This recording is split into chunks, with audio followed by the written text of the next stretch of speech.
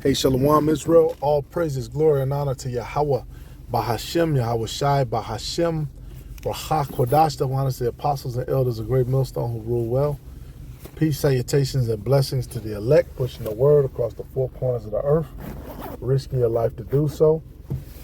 All right, I'm the brother Shaman of Great Millstone, Chicago, and just wanted to touch on this topic. Always comes up. Some of the elders always bring this up.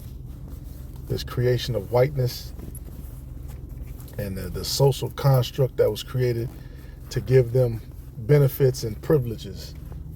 All right, the man, as your grandparents would call him. And a lot of these Edomites are losing it because that construct that they believe so heavily in, which has been reinforced by their government, right, which has been reinforced by their military, i.e. their blessing the sword, is now starting to wane and become worthless. All right, I was looking up the subject. There was a book, because I was going to go to Wikipedia, but I'm trying not to go to Wikipedia. You know, Wikipedia just gets a bunch of general information from different sources, and then they basically put an article together. So you can go to the different sources that Wikipedia uses, and you can formulate your own conclusions, of course, filtering through the scriptures, which is what I'm going to do. And one of the books that it references is The History of White People by Nell Irvin Painter. And this is from a cover page, and I'm not going to read through the whole book, but this is enough. It says, our story begins in Greek and Roman antiquity, right, which the scriptures give us the backstory of the Edomites, who are the modern day so-called white people before the Greeks and the Romans. It gives us the prophecy of Daniel, of the so-called Edomites rising up in power as the Greeks and the Romans before it ever happened. All the way back during the Babylonian Empire. Right, before the Persians, before the Medes, before the Greeks. All right, where the concept of race did not exist. And through the scriptures, you can trace the Edomites to Alexander of Macedonia. Right, Alexander of Macedonia, his father Philip of Macedonia, and then all of his different cousins, which a lot of those different generals were actually related. They were all related, right? Because as you read through the scriptures, the generations, right? Everybody's somebody's cousin, and then they form a nation. You know, they form tribes, they form a nation, right? Through different families, and those ways are coming back to us. And the scriptures say a little one shall become a nation, you know, talking about with the Israelites. That's a lot of people, you know, that's a lot of families, you know, that are going to be following in the kingdom of heaven. And it's just interesting to think about. All right, but back to this, it says, where the concept of race did not exist, the modern day concept of race, only geography and the opportunity to conquer and enslave others. Exactly. Not until the 18th century did an obsession with whiteness flourish, with the German invention of the notion of Caucasian beauty. Right, those Germans, Teeman, the wisdom of Teeman. The theory made North Europeans into Saxons, Anglo-Saxons, and Teutons, envisioned as uniquely handsome natural rulers. All right, which a lot of these things originate from the Renaissance, when they, you know, fancied themselves as the pinnacle of beauty, the white image, and wow, look at the greatness and the high IQ and all these different concepts which these Edomites still have to this day, which they know to be bullshit. All right, and that's why that guy was talking. He tried to deflect. Well, what about black on black gang? Bah! That was a moment, and another Edomite took him out. And a lot of these Edomites are waking up to the fact that all that shit has been bullshit, and the government has used you, and you want it to be used, of course. All right, to first off, they robbed their own people. All right, you Edomites have inherited nothing but lies and deceit, and you've been lied to and deceived by your own government. You know, the ones of you who are not in those inner circles, and now you're seeing it's all bullshit. All right, all these different events which are popping up, and people are looking closely, and oh look, this don't look right. This look kind of funny style. All right, and I was looking at something that said basically so-called white people make up about 7% of the world population. I'm not sure how true that is, but we know your numbers on the decline. All right, back to this, it says, here was a worldwide congenial to Northern Europeans bent on empire. There followed an explosion of theories of race, now focusing on racial temperament as well as skin color, spread by such intellectuals as Madame de Stael and Thomas Carlyle. White race theory soon reached North America with a vengeance. Its chief spokesperson, Ralph Waldo Emerson, did the most to label Anglo-Saxons icons of beauty and virtue as the only true Americans. And how was that when you guys stole everything here? All of your concepts of you being a true, full-blooded American, all this shit has been bullshit. This has been complete bullshit. And it says, it was an ideal, and that's why the scriptures are so great. It's purified. So we know everything in the scriptures to be real. I say everything else that you hear and you see, if it don't filter through, then you know it's something else to it. It said it was an ideal that excluded not only blacks but also all ethnic groups not of Protestant North European background. The Irish and Native Americans were out, and later so were the Chinese, Jews. That was weird. Chinese, Jews, Italians, Slavs, and Greeks, all deemed racially alien. Which is funny because some of those, the Slavs, the Greeks, it was Edomites in there, Italians, and Jacobs in all those different nations as well. You could be from the same country and be two different nationalities. A nation is a people first and then a place, just like Israel is a people first and then a place. Did immigration threaten the very existence of America? Americans were assumed to be white, but who among poor immigrants become truly American? A tortured and convoluted series of scientific explorations developed theories intended to keep Anglo-Saxons at the top. The ever-popular measurement of skulls. Yeah, that skull shit like you did on Django. See, you have 3 dots. Get the fuck out of here. The powerful eugenics movement, which eugenics was also bullshit. The master race and all that. And then Jake went over there to Germany during the Olympics and beat everybody. And they're looking, oh shit! Like you read these different stories of Jack Johnson. He went overseas and they were like, damn, who is this guy? Eugenics has failed you, Edomites. That you guys used to stand behind it. Which the Lord did, the scriptures say they do a deep, diligent search. Right? It talks about Esau having some wisdom out of Teman. They've been wise. They're compared to Adam in the scriptures. All right, they took over the world, but now the scriptures speak on you and say what? Go now to your witchcrafts. See if they can help you. It has the prudent perish, That's why it says the spirit of Egypt shall fail. The helper and the holding, both going to be taken out. So you Edomites attributed you being on top to you guys being of some form of racial superiority and greatness. The only thing it was prophecy.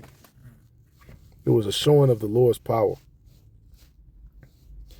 All right, and I'm not going to read too much more of this. And highly biased intelligence tests, all designed to keep working people out and down. Yeah, just because some Edomite memorize how to, which is, it takes some memorization, it takes some skill.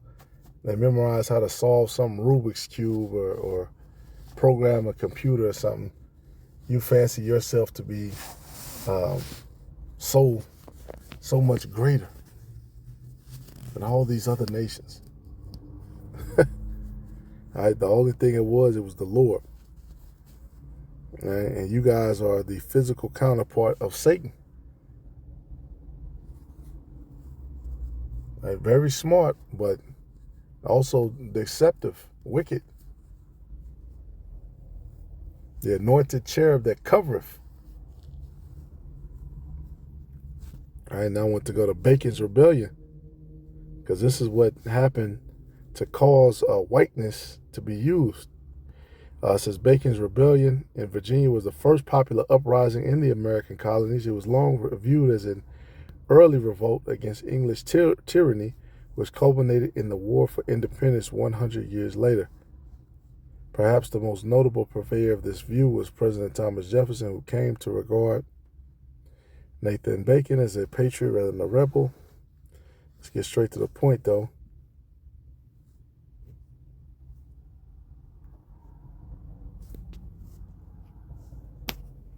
And basically, I'm going to jump over to an article on the same thing.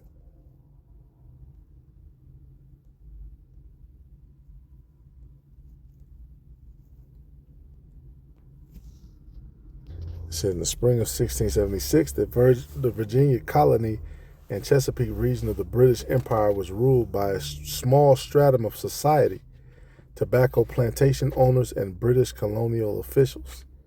The remainder of the colony included indentured servants, also known as bonded servants, white men who had their passage to the colony paid in return for some years of service, yet were treated nearly as poorly as slaves, white freedmen freed from indentured servitude, and now small landowners, farmers, and laborers in the towns, and African-descended black laborers, some of whom were enslaved, but many of whom were in varying states of indentured servitude as well, and some of whom were also small farmers and laborers.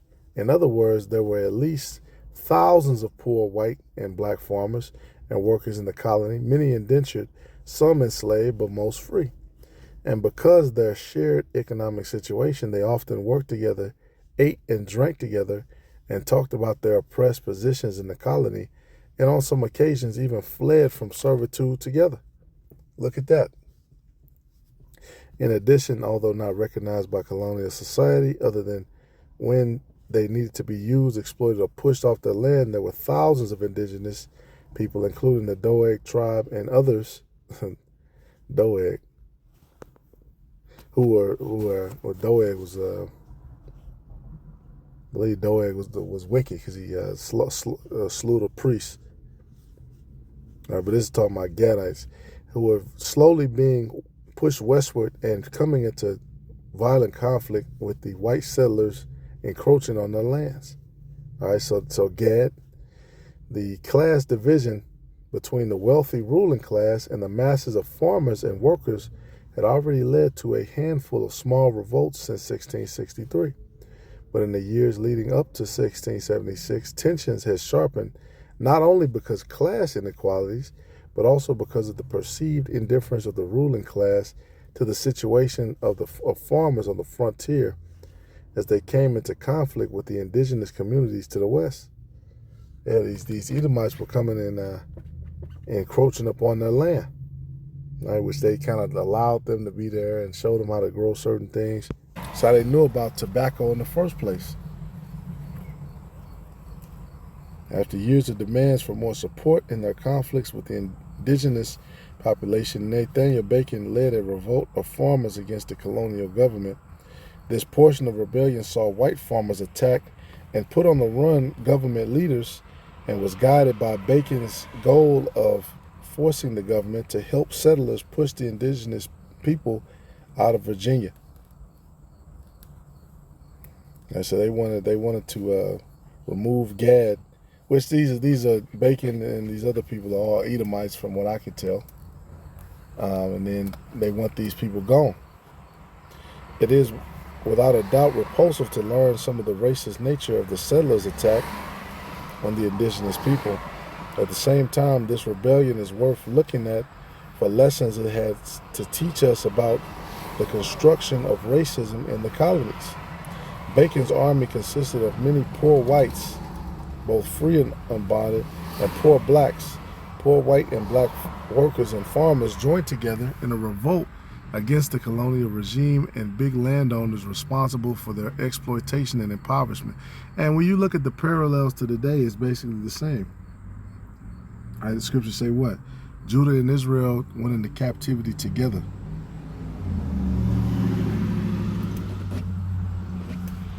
Right, where and who is he? Who is the nation? Who is the Israelites? See, this is the time where basically we were being about to be shipped over in large numbers. So they wanted to make sure they didn't have any of this shit going on. Right? And a lot of these Edomites are waking up to the fact that this is basically what they're doing now with these mega corporations. Yeah, you don't like Jake, but you understand that all this shit is not a result of Jake. Jake is just a pawn here in America.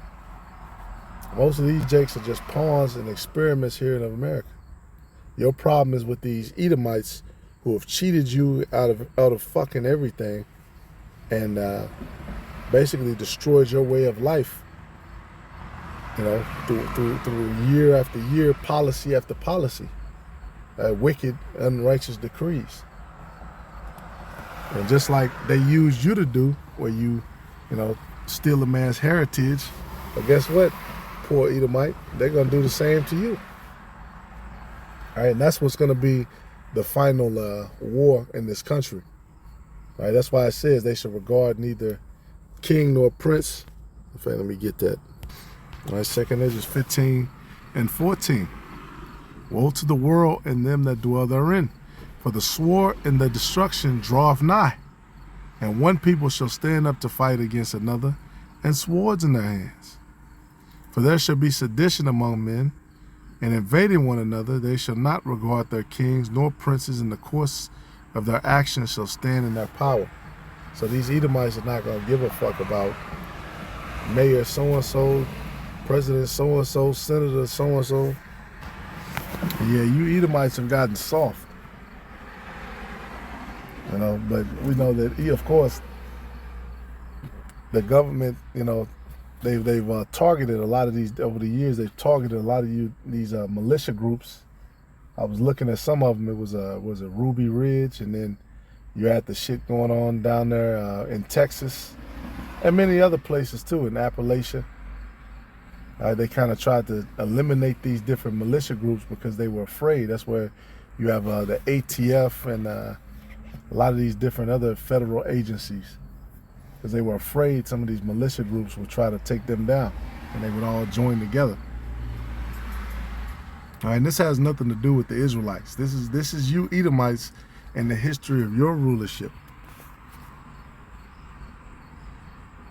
Right. Meanwhile, this is going on. Jake was trapped in the inner city or wherever they were at. This is you guys. All right, Bacon. Back to this though.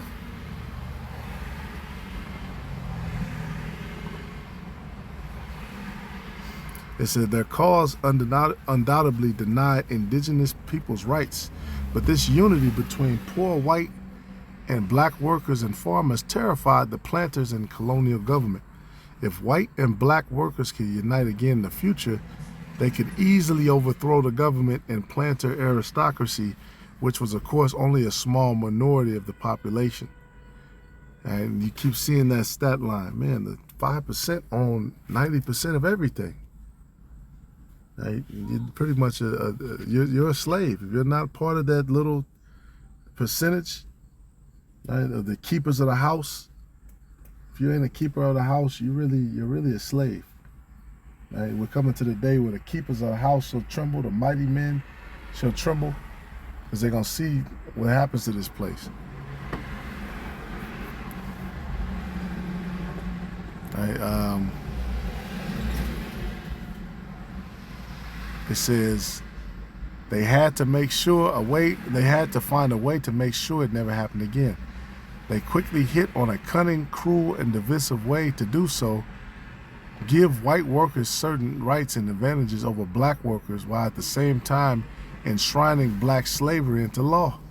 In the next 25 years, the colonial legislature passed a series of laws designed specifically to privilege white workers over black and to divide the two groups. In the words of one historian, by a series of acts, the assembly deliberately did what it could to foster the contempt of whites for blacks and Indians. Once the legislature was done, man, I hate niggas. Blacks were not allowed to own slaves. Blacks were not allowed to own weapons. Blacks were not allowed to lift their hand against Christians.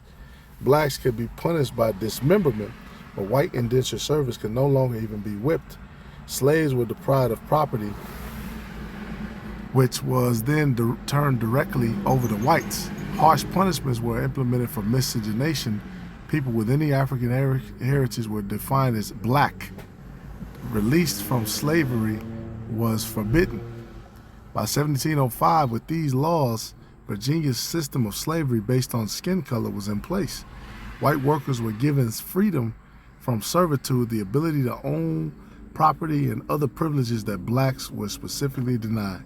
So they did this tactically. Okay, we'll give them something. We'll give them a little something over them. And the mixing of the two groups was more restricted than ever before. These factors all made it less and less likely that poor white workers and farmers would risk their small privileges to help more oppressed black workers. What they say, when he do it good, he do it unwittingly. See, they figured out, but look, we can't just take everything away from them. We got to give them something. And then that way they'll feel like they're losing it, you know, if they try to interfere with us again.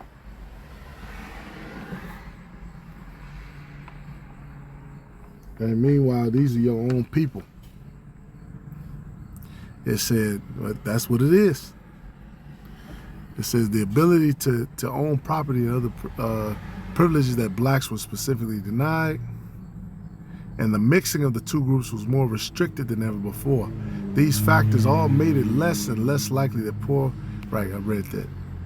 And once white-only slave patrols were instituted in 1727, white workers and farmers actually were tasked with directly oppressing now enslaved blacks and were usually paid to do so. In other words, the rulers, the tobacco planters, and colonial government had successfully divided white workers and farmers from black workers who were now legally enslaved. In the coming decades, and despite variations from state to state, the Virginia system of black slavery spread through the South, creating a rigid division based on skin color. In this way, Bacon's Rebellion was the catalyst for the creation of race in the United States. So there you go. I don't have to read the whole article, even though you should. It's a lot of good information in here, but there you go. Right? Them calling themselves black and us them so-called white and us so-called black. And of course, the Native Americans, they got pushed off their land.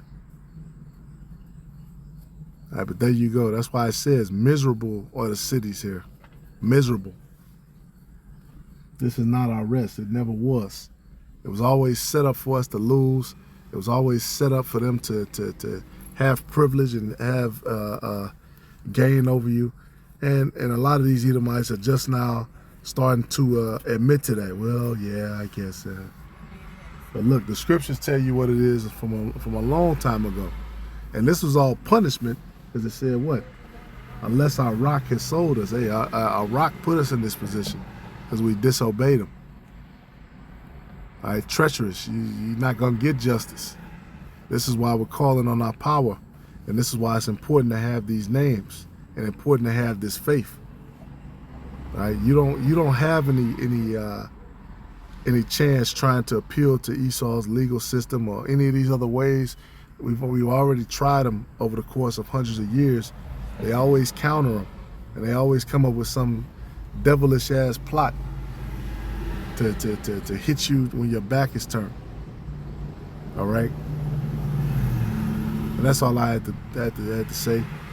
You know, continue to call upon the name of Yahweh Shema Shai. That's why it says Obadiah 1 and 2. Behold, I have made thee small among the heathen. Thou art greatly despised. Small meaning insignificant. Insignificant. Hey, Job 30:1. Now they that are younger than I have me in derision, whose fathers I would have disdained to have set with the dogs of my flock. They're younger, more insignificant. They were put over us. All right, so it's that time, man. If you're watching these videos, you're sincere, it's time for you to start calling upon the name of Yahweh Shema Shai. And if you're set up to be a prophet, you need to start teaching. You need to start doing lessons on the topics that you know. All right, you need to start hitting the line.